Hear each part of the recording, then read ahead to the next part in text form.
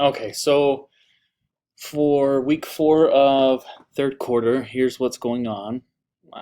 So on Monday, here's the recording for what went on in class. We reviewed pronouns and how they are used on the ACT, and we talked a lot about subject and object pronouns. We mentioned who versus whom is one of the examples that the ACT tends to have one or two questions on that you should know about. If you want more information on that before you take this ACT review, watch the Zoom recording. I did do a few examples on the whiteboard on Zoom, so hopefully you can see it. And if you have more questions about that, let me know. The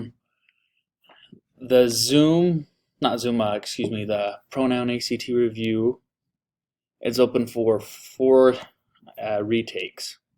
So do your best on it. And don't just try and guess because it's on an answer rotator and it doesn't go through and show you what answers you got right or wrong. So do your best on it. And with that, we are going to look at a reading section on Wednesday. And that's what we're going to do for the ACT this week.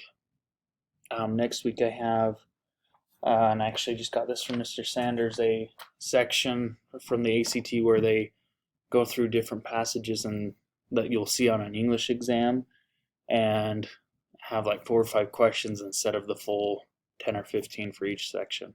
We'll look at that. On Monday we also worked on the discussion board, which we'll have some time on Wednesday to spend on, and the banned books assignment. Some of you have turned that in already. Make sure you are following the requirements. I've noticed some of you have tried to complete the entire assignment in 100 words, and your first response asks for 100 words. So do that assignment correctly, please, and save yourself some time and me time. And then we've been reading Fahrenheit 451.